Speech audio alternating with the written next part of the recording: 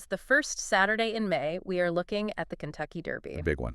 The biggest. You've got 23-year-old thoroughbreds, a massive $5 million purse, and a grueling mile-and-a-quarter test. But there is a massive twist today. A literal game changer. Yeah. The skies over Louisville have just opened up. Torrential rain. The pristine Churchill Downs dirt has turned into a sloppy, unpredictable mess. The calculus that everyone used yesterday when the sun was shining is entirely obsolete the second that track rating changes from fast to sloppy. It fundamentally rewrites the laws of physics for the next 2 minutes of that race. So that's our mission today. How do you, as an elite handicapper, sift through a chaotic field of 20-plus horses when the dirt turns to thick, flying mud? Right.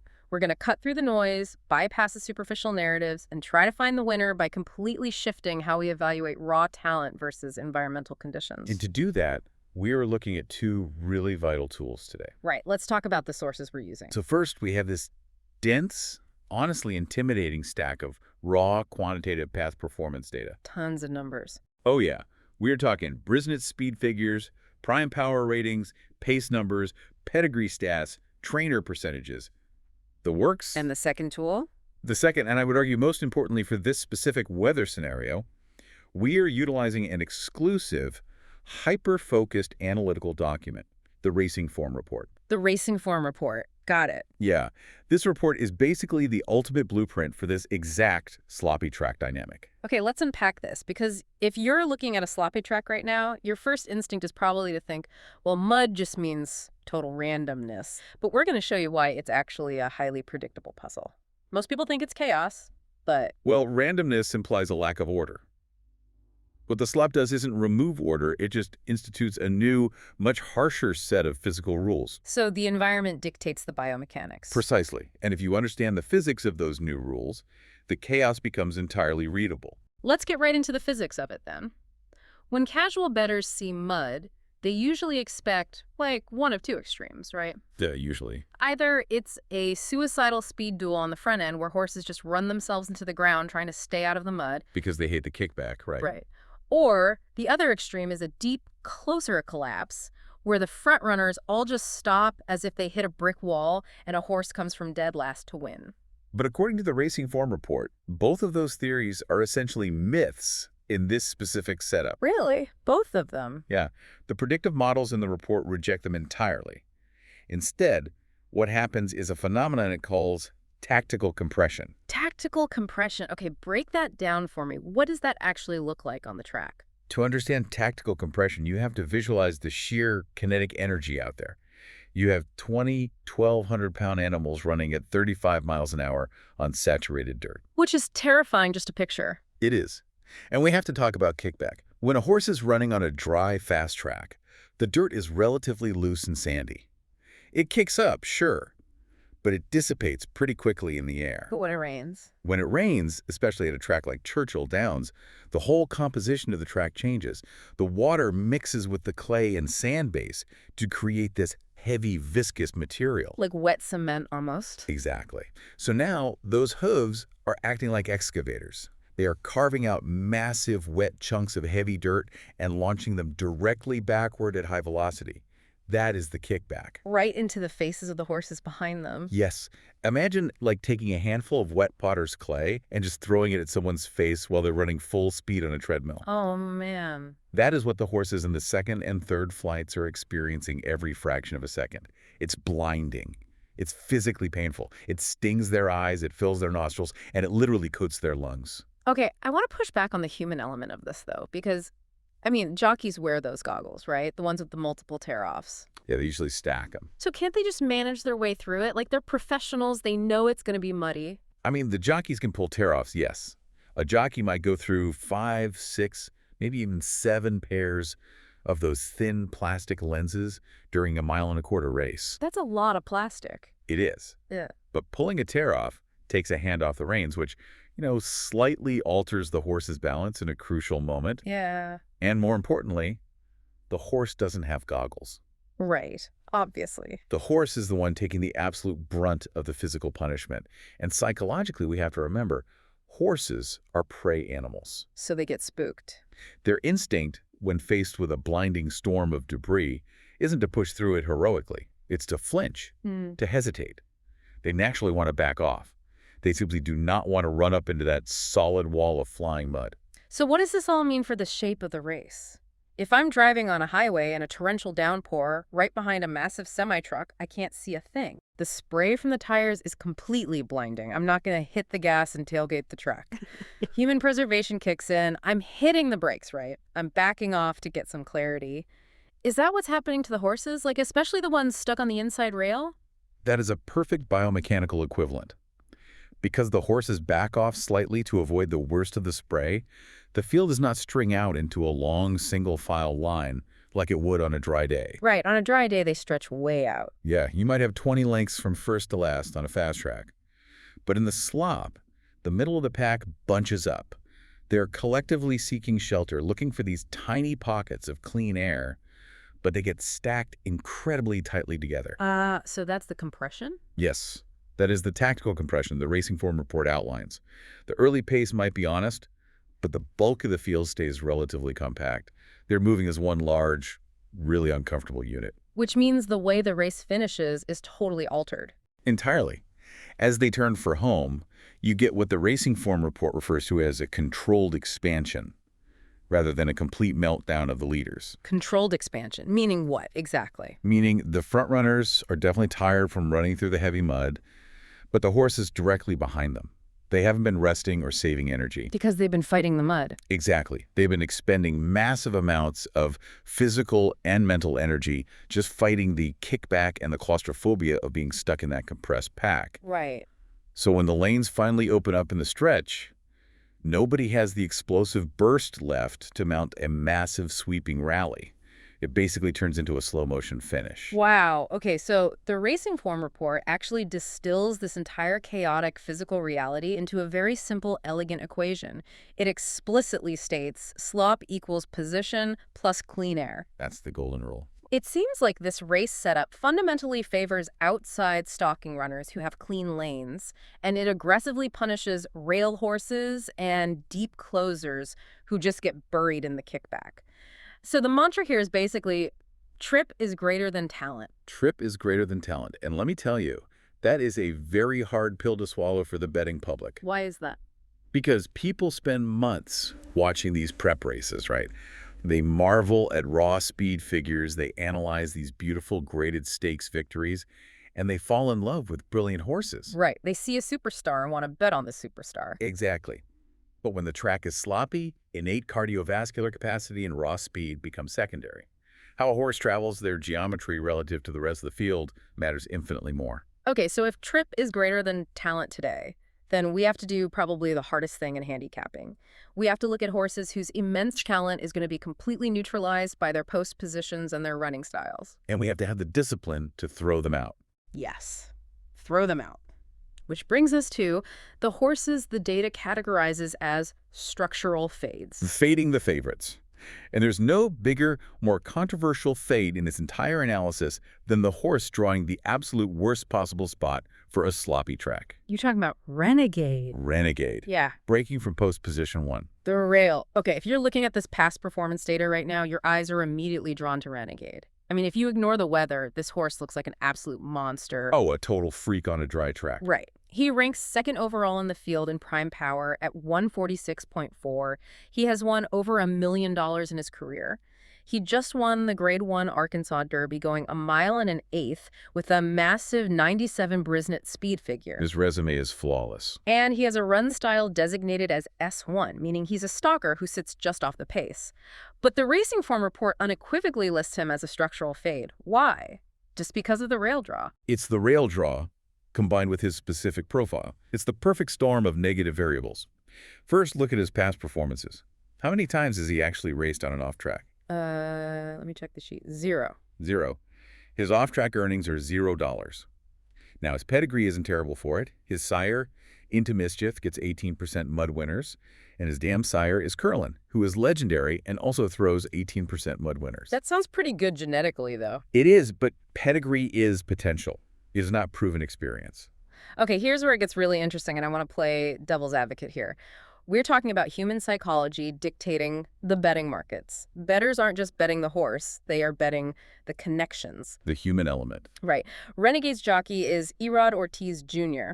Looking at his stats here, Ortiz has a 25% win rate over 4 in 10 11 starts just this year. He's winning at a 32% clip in distance routes, and the trainer is Todd Pletcher, a Hall of Famer. One of the best to ever do it. Exactly. Fletcher knows exactly how to prepare a horse for the first Saturday in May. So I have to ask you, would you really throw out $1 million winner just because of where he's standing in the starting gate? You're telling me the public is wrong to assume Pletcher and Ortiz can overcome the rail. If we are trusting the physics and the geometry of the slop, yes, they are dead wrong. Wow. You have to ignore the human names for a second and map out Renegade's actual physical race from the one hole. When those starting gates crash open, Renegade is pinned against the inside rail. Right. He has 19 horses to his right. And what are every single one of those jockeys going to do? They're going to angle left toward the rail to save ground going into the first turn. Because ground loss on the turns is mathematically punishing in a 1.25 mile race. Exactly. Everyone wants the rail. Right. But because Renegade is an S1, a stalker, not a pure frontrunner with blazing early speed, he is not going to rocket out of the gate and clear the field. He doesn't have the early gas for that. Right. He lacks the explosive initial gear to outsprint 19 horses to the turn. Therefore, the geometry dictates he's going to get swallowed up and shuffled back. Wait, if he's an S1 stalker, isn't that okay? Can't Ortiz just accept the shuffle, wait patiently on the rail, save all the ground, and then make a run when the rail opens up late? Isn't that like the classic ground-saving trip? On a dry, fast track. Yeah. That is exactly the textbook Hall of Fame ride you'd expect from Erod Ortiz. But not today. Not in the slop. On a sloppy track, the rail is the absolute worst place to be during a shuffle. If Ortiz rides him patiently, Renegade gets buried. He will be eating mud for a solid mile. He will be taking the concentrated kickback from the entire pack directly to the face. Oh, remember our 18-wheeler analogy? Yes. Renegade is the guy driving the compact car directly behind the 18-wheeler, and his windshield wipers just broke. That is a miserable place to be. But what if Ortiz knows this? What if he decides he doesn't want to eat mud, and he aggressively sends Renegade from the rail to establish position early? Then he ruins the horse's metabolic efficiency. To get clean air from the rail, Renegade would have to exert a massive, unsustainable amount of early anaerobic energy just to clear the field. He would have to run the first quarter mile faster than he has ever run in his life. So he'd completely empty his battery before they even hit the backstretch. Exactly. And the predictive models in the Racing Form report explicitly warn against this scenario.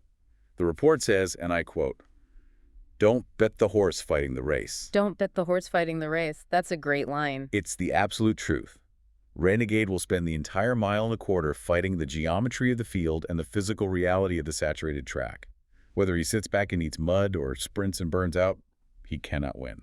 That is a brilliant encapsulation of what a structural fade is. So Renegade gets trapped and beaten by the geometry of the rail. But the data gives us another fade, right? A horse that won't get trapped at all, but will actively destroy his own chances through energy burn. Let's look at Pavlovian. Drawing away on the outside in post 16. Yeah, break him down for us. He's a fascinating case study in pace dynamics and metabolic cost. He's a gray colt, trained by Doug O'Neill. His run style is EP5, meaning early presser, with incredibly high early speed. And when you look at his Brisnet speed figures, He has serious gas, massive gas. insane early speed. Let's look at his final prep race, the Louisiana Derby. He posted an early pace figure, that E1 number of 107. That is blistering speed. He went out there, set the pace, and showed incredible early foot. But the Racing Form report notes his specific flaw for today's track conditions is his wide speed. Right, wide speed. Breaking from post 16, Pavlovian is out in the parking lot. Yeah, he's way out there. To utilize that 107 early speed, his jockey has to ask him to sprint aggressively right out of the gate. But he's not just sprinting straight forward. He has to sprint diagonally across the track to get to the front before the first turn. He has to run the hypotenuse of the triangle Exactly. And doing that in mud is vastly different than doing it on a dry track. because of the resistance. Completely different resistance. Running through thick, grabbing mud requires vastly more energy per stride. The metabolic cost of anaerobic sprinting in the slop is exponential. It's like running in deep sand on the beach versus running on pavement. Yes.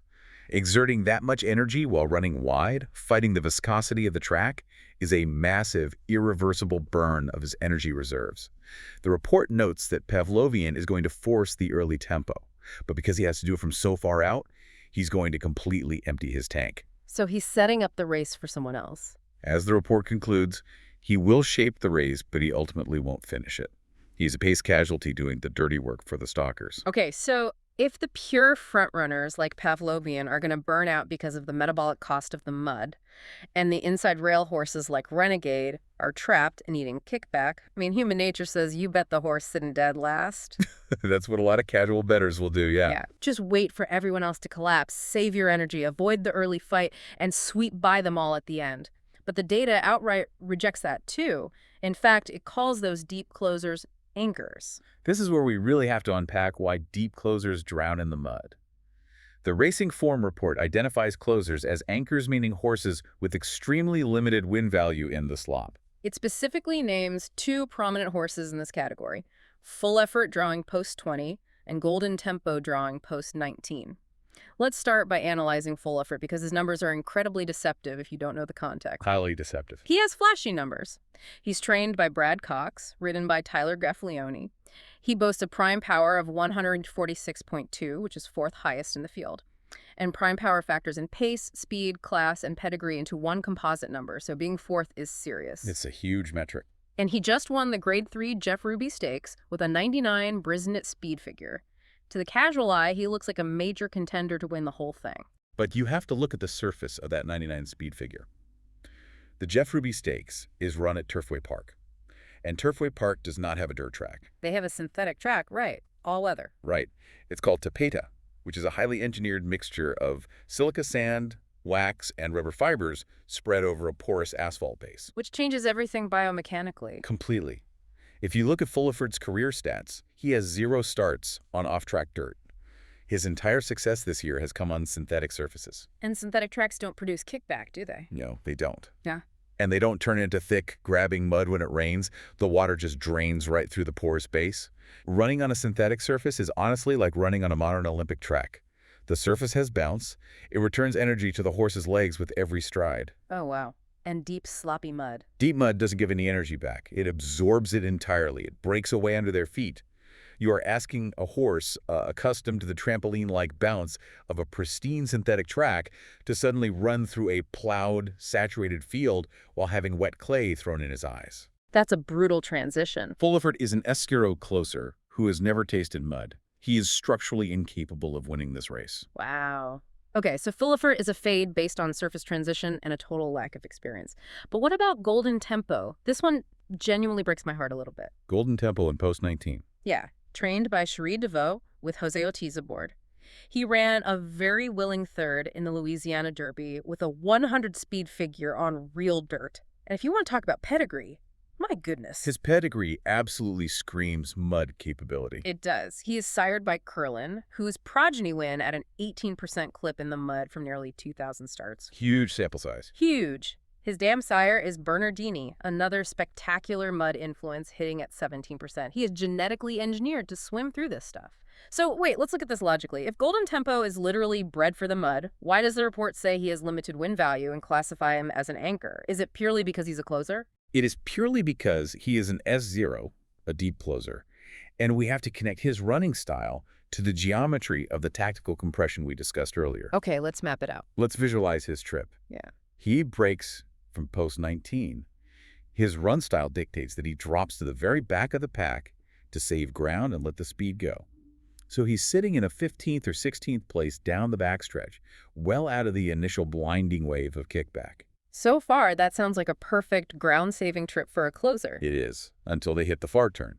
To win the race, Golden Tempo now has to pass 15 horses. Right. In a normal race, where the pace collapses, those front-running horses are backing up, exhausted, drifting wide, leaving massive open lanes. But in a sloppy track? In a sloppy track with tactical compression, we establish that we get a controlled expansion. The front-runners are tired, yes, but they aren't stopping dead. And more importantly, the middle of the pack is still tightly bunched together. Meaning there are no wide-open lanes for him to run through? Exactly. To pass 15 horses, Golden Tempo has to constantly weave through traffic. Every single time Jose Ortiz angles him left or right to pass a horse, Golden Tempo crosses a new lane. Oh, I see where this is going. And every lane has a rooster tail of kickback coming from the horse in front of it.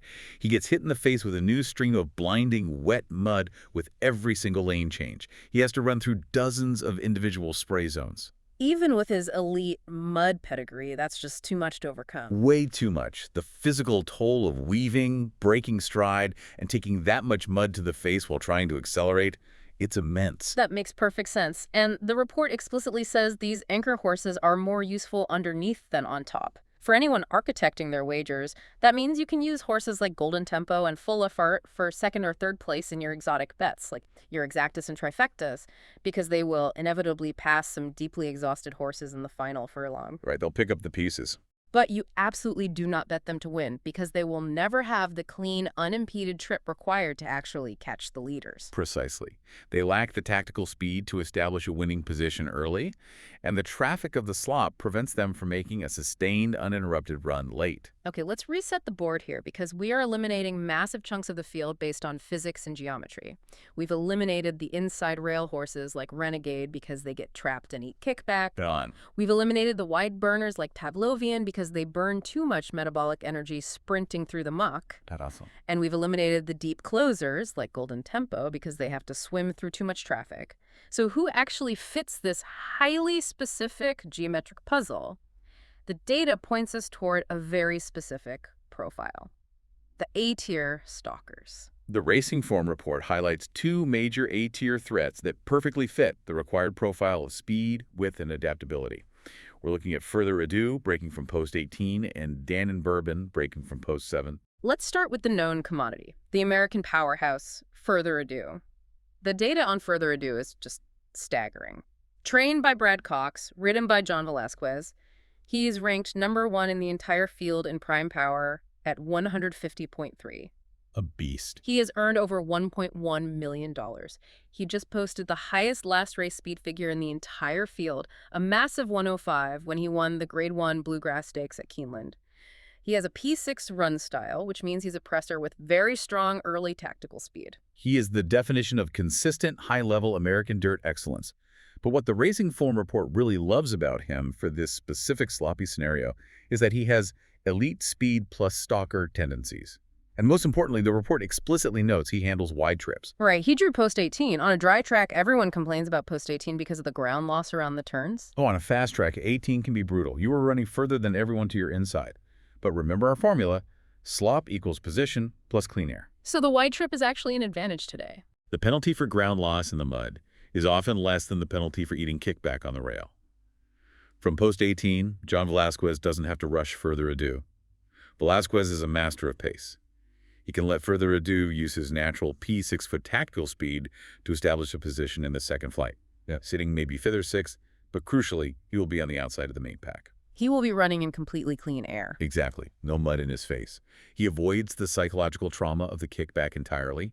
He can track the pace comfortably, staying clean and relaxed, and make his move when Velazquez asks him. The geometry of the outside draw works entirely in his favor today. He is incredibly logical. It makes so much sense. But then we have the mystery. The wild card of the field, Dan and Bourbon, breaking from post 7. The international factor. Yes. He is an undefeated Japanese shipper. 3 wins in 3 starts. Trained by Manabu Eikezo, ridden by Tsuya Nishimura. Now, Japanese horses have been making huge waves internationally in places like Saudi Arabia and Dubai, but bringing them to the Kentucky Derby is always a massive question mark regarding how their specific form translates to American dirt. It's a notoriously difficult transition, yeah. But the predictive models found a massive hidden detail in his past performances that elevates him straight to the A tier. Let's look closely at his last race, the Fukuri Stakes at Nakayama Racecourse in Japan. Look at the track condition listed in the data. Okay, let's see. It says MY, M-Y. Right, MY. In the Japanese track rating system, MY translates roughly to yielding or moist, which is essentially equivalent to a muddy or sloppy track here in the States. Oh, wow. And Japanese dirt tracks are already generally deeper and sandier than American tracks, requiring more stamina. Dan and Bourbon didn't just win that race. He won it navigating a deep, wet, heavy dirt surface. He has actually proven on film that he can handle the off-going and the kickback. That's a huge piece of the puzzle. I mean, most of these American horses have never seen a drop of rain on a race day. Exactly. And let's look at his pedigree to back that up. His sire is Maxfield. Maxfield was a tremendous racehorse, but as a stallion, his progeny have an astonishing 27% win rate in the mud from a very solid sample size. Wait, 27%? That is an incredible strike rate for an off-track sire. Normal win rates are around, what, 12 to 15%? Yeah, 15% is considered very good. 27% is an anomaly. It points to a dominant genetic trait being passed down, likely related to stride length or hoof mechanics that allow them to glide over wet surfaces rather than sinking into them. Okay, let me challenge you on this, though. We have an American powerhouse in Further Ado with a verified 105 Brisnet speed figure, and then we have an undefeated Japanese horse who has proven he can swim, backed by a 27% mud sire, but whose speed figures are incredibly difficult to standardize against American horses. They are tricky to compare directly. The Racing Form report has a specific, bold note on Dan and Bourbon. If slop matters more than expected, this one jumps. How do we, as handicappers, weigh domestic, dry track speed figures like Further Ado's 105 against proven international mud experience? Isn't the 105 just mathematically superior? This raises a really fundamental question about how speed figures are generated and what they actually represent. Domestic speed figures, like Brisnet or Biter numbers, are often earned in perfect, dry, optimal conditions. Right. The track is fast, the weather is clear, the horse gets a perfect trip. A 105 on a fast track is brilliant. But when the environment changes to slop, that 105 is not a guaranteed transferable asset. It's just a measure of past performance under different conditions. Because if a horse hates the mud, they won't exert the effort to run a 105. Exactly. Sometimes a horse that runs a 105 on a fast track will only run an 85 in the mud because they despise the kickback, or they can't get traction, or they just panic. When conditions deteriorate, pedigree and specific surface experience become incredibly valuable, often more reliable predictors than dry track speed numbers. That makes a ton of sense. Dan and Bourbon is a stalker with a finishing punch. He's proven on wet dirt, and he has elite off-track genetics. He is exactly the profile the report demands when the weather turns. So we have two elite A-tier contenders who fit the geometry. But there is one horse that the Racing Form report elevates above them all. The absolute perfect geometric and genetic fit for a sloppy Kentucky Derby. The top pick. The Racing Form report unequivocally names Emerging Market, breaking from Post 15 as the primary play and the satellite.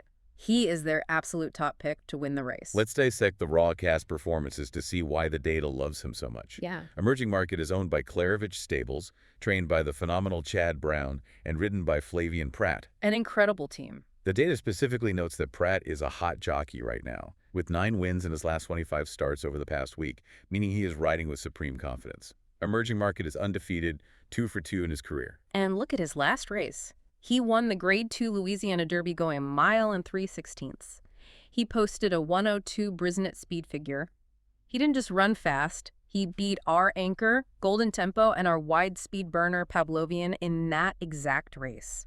He has already proven he can handle the class level and the distance. And his run style is listed as S1. Yes, he is a tactical stalker. He's not an S-Aero deep closer who gets left miles behind to eat mud, and he's not an S-front runner who burns up early fighting for the lead. He has just enough tactical speed to stay engaged with the main body of the field without getting sucked into the suicidal speed duel. But the speed and the run style are only part of the equation here. We have to look at the mud pedigree because this is where the biological data is overwhelming. Oh, the pedigree is insane. His sire is Candy Ride. Candy Ride boasts a 20% mud win rate. When we see a sire hitting at 20%, It's not magic, right? no, it's biomechanics. Sires pass down specific conformational traits. Candy Ride was an Argentine horse running on a mix of turf and dirt, and he passed down incredible balance. But more importantly, we are looking at the genetics of their physical footfalls. Like the shape of the hoof. Exactly. Traits like the angle of the pastern or the size and shape of the hoof. A horse with a larger, flatter hoof acts like a snowshoe, floating over the sloppy surface, whereas a horse with a small, pointed hoof punches straight through the slop to the hard base, losing traction and expending twice the energy. Emerging Market is genetically predisposed to have that snowshoe effect. As the underlying data explicitly calls it, the best mud pedigree in the field. You have an undefeated horse coming off a 102 speed figure in a major prep race, with the absolute best genetic predisposition for the track conditions today. But even with all that talent and pedigree, as we've established today, it's not enough if the geometry is wrong. It all comes back to the trip. Right. Slop equals position plus clean air. So let me push back on the post position. Why is post 15 the secret weapon here? To the average bettor, drawing 15 in a 20-horse field sounds terrible. You're parked way outside. In a mile-and-a-quarter race, math says every foot wide you run on the turns is extra energy spent. Doesn't that extra distance cancel out the benefit of the clean air? It's an energy trade-off, and on a sloppy track, it's a trade-off you happily make. If we connect this directly back to the tactical compression model, post 15 is the dream scenario for an S1 stalker today. Okay, walk me through the break. Inside horses like Renegade in the one hole are trapped and decelerating because of the kickback. Outside speed, horses like Pavlovian in 16 are going to sprint clear and angle in aggressively, acting almost like a windshield. From post 15, Flavian Prat doesn't have to do anything crazy. He can let emerging market break cleanly and act as a satellite. A satellite. I love that visual. He literally orbits the chaos. He floats just outside the main pack, sitting in that second or third flight. Because he's in post 15, he is naturally positioned outside the heavy traffic. He stays completely clear of the blinding kickback. So the extra distance doesn't matter because he's not fighting the track. Yes, he might run a few feet further, but he saves a massive amount of metabolic energy because he isn't fighting the mud in his face, he isn't breaking his stride to avoid horses, and he isn't getting shuffled. He is tracking the pace comfortably in clean air. And then the stretch run. And when they hit the top of the stretch and that controlled expansion begins, when the leaders are exhausted and the closers are struggling to weave through the mud Prat tips emerging market out, utilizes that tactical stalker speed and makes one clean, unimpeded, highly efficient run to the wire. He fits the perfect geometry of this race. I hear that breakdown, and it is incredibly compelling. So while the betting public is obsessing over the rail horse Renegade because of the Pletcher-Ortiz connection, or they are blinded by the raw 105 dry track speed figure of Further Ado, the smart money, the money that actually understands the environmental physics and the biomechanics of the slop, is looking for the genetically superior horse safely orbiting the chaos in the 15 hole. Exactly. Handicapping a sloppy track is about anticipating the shape of the race before the gates even open. Okay, so if emerging market is our top pick, our satellite orbiting the chaos, how do we actually capitalize on this? We can't just bet him to win and walk away. We need to structure our wagers to maximize value based on all this geometric analysis. The Racing Form report doesn't just give us a winner. It outlines specific betting architecture using a tier of secondary contenders. Right, the secondary tier. These are horses that might not have the absolute perfect profile to win, but they have specific geometrical or tactical advantages that make them very dangerous for finishing second, third, or fourth. The report highlights 3 specific secondary horses to include in our exotic wagers: Potente, Chief Wallaby, and Commandment. Let's look at Potente first. Breaking from post 14, trained by Bob Baffert, ridden by Ron J. Hernandez. He was a $2.4 million purchase at the sales. He just ran second in the Grade 1 Santa Anita Derby, posting a 100 speed figure. He's an EP6, an early presser. The report says he provides a forward tactical presence. Right. Potente has high early speed, but importantly, he's drawn outside in 14. He can use that speed to get a good, clean position early, likely pressing the pace outside of Pavlovian. He won't be trapped. He has the elite class and the stamina to hang around late, even if the distance and the mud ultimately favor a true stalker like Emerging Market to pass him in the final 16th of a mile. Then we have Chief Wallaby, post 12, Bill Mott trains, Junior Alvarado rides. An EP5, he just ran third in the Florida Derby, again with a 100 steed figure. The report says he is profiled to sit a perfect second flight trip. Chief Wallaby is an interesting tactical inclusion. He's adding blinkers today, which is a significant equipment change that sometimes sharpens a horse's focus and early speed. From post 12, he's in that middle outside sweet spot. If he breaks well, Alvarado can tuck him right behind the leaders, shielding him slightly from the wind but keeping him out of the deep, churned-up rail mud. He's a relentless grinder who profiles perfectly to hit the board. And finally, Commandment, post 6, Brad Cox and Luis Saez. He actually won the Florida Derby, beating Chief Wallaby with a 100 speed figure. He's a P3, a presser.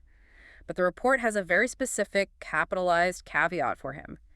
Dangerous IF rail is playable. Commandment is a highly talented horse, a $500K purchase who has won 4 of 5 starts and over $1 million. But he drew post 6. That's inside. We've established the rail is generally a trap today. However, track conditions are dynamic. They can evolve over the course of an afternoon. Right, weather changes. Sometimes a sloppy track dries out unevenly due to wind, or the Churchill Downs track maintenance crew uses a heavy grader to seal the inside part of the track. Wait, sealing the trap meaning packing the dirt down hard so the water runs off rather than soaking in, right? Exactly. If they seal the inside heavily, it can sometimes create a hard, fast path right along the rail, making it almost like a conveyor belt of speed. The report is telling you, as an elite handicapper, you must keep an eye on the earlier races that day. See how the track is playing? If horses are suddenly wiring the field and winning on the inside rail, Commandment's stock goes way up because his P3 style from Coast 6 allows him to sit right on that sealed path. Right. But if the rail is dead and deep, as we highly suspect it will be based on the weather forecast, he's a secondary player at best because he'll be fighting the mud. Okay, so we have our top pick, our A tier, our anchors, and our secondary contenders. How do we structure the wagers? The data actually translates this analysis into actual bets. Let's talk about the exacta first, picking the first and second place finishers in precise order. The report suggests playing emerging markets strictly on top. The wager would be an exacta. Emerging market over Further Ado and Dan and Bourbon. So you are betting that our genetically superior satellite, emerging market, wins, and either the elite American speedster Further Ado or the proven Japanese mud swimmer Dan and Bourbon finishes second. Correct. We are strictly utilizing our top geometric and genetic fits for the top 2 spots. Now, for the trifecta picking the top 3 in order, the report suggests expanding the net for that third place spot. The bet is structured as emerging market in first, over Further Ado and Dan and Bourbon in second, over our secondary tier ADR anchors in third. Ooh, the anchors. Yes. So that third spot includes Potente, Chief Wallaby, Commandment, and importantly, Full Effort. Let me clarify the logic here because this is brilliant. We aren't just blindly picking horses we like. We are building a strategic financial portfolio based entirely on the sloppy track geometry we've discussed for the last hour. It's an investment based on predicted race shape. We put emerging market on top because he has the perfect trip and pedigree, elite A tier for second, and we use the anchors like Full Effort strictly in the third place slot. Why? Because as an S0 closer who has never run on dirt, Full Effort has zero chance to win. But because of his running style, he's going to be dropping back early, avoiding the speed duel, and passing gasping, exhausted horses late in the race. He won't have the clean trip to catch emerging market, but he has the raw talent to clunk up for third as the front runners completely fade. We are literally monetizing his specific, flawed running style. That is exactly how professional syndicates approach these races. You don't ask a horse to do something contrary to their physiological profile. You bet on them to execute their specific profile within the context of the race shape. Full Effort's profile today is to pass tired horses for third place. By structuring the bet this way, you find value where the public only sees a favorite who failed to win. That is next-level contextual handicapping. Yeah. Seriously. Let's recap this incredible journey. We started with 20-plus horses, a massive storm, and what looked like a muddy, chaotic lottery. We looked at the raw data, the million-dollar earners, the 100-plus speed figures, the Hall of Fame trainers.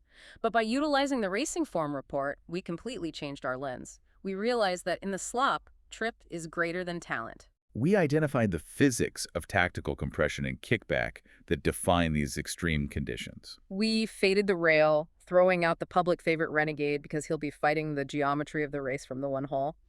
We faded the wide burners like Pavlovian because the metabolic cost of the mud is too high.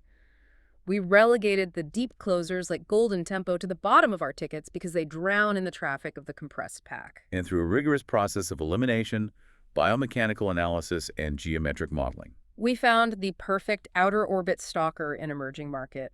Undefeated, armed with an elite candy ride mud pedigree, and perfectly drawn in post 15 to find clean air. it's a masterclass in contextual analysis. And honestly, I think there is a broader philosophical takeaway here that goes far beyond just picking a winner in a 2-minute horse race. Oh, I'm ready for it. Lay it on us. Think about it. How often in life or in business do we bet entirely on raw talent or past performance, completely ignoring that the environmental conditions around us have drastically changed? That's a great point. We see a stellar resume, a historical success metric, or a brilliant dry track speed figure, and we assume future success is guaranteed.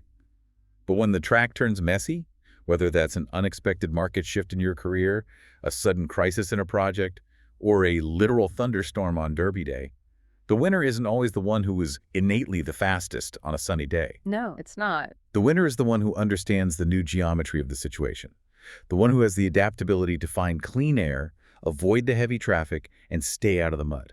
Wow, that is going to stick with me. Don't bet the horse fighting the race, bet the one floating outside of it. I want to encourage you to keep seeking out these deeper contextual angles in whatever material you are trying to master. Don't just blindly trust the raw numbers. Look at the environment they were created in. Look for the mud. Thank you so much for taking this deep dive into the sources with us today. It's been an absolute blast dissecting the matrix of the Kentucky Derby with you. Until next time, keep looking for the clean air.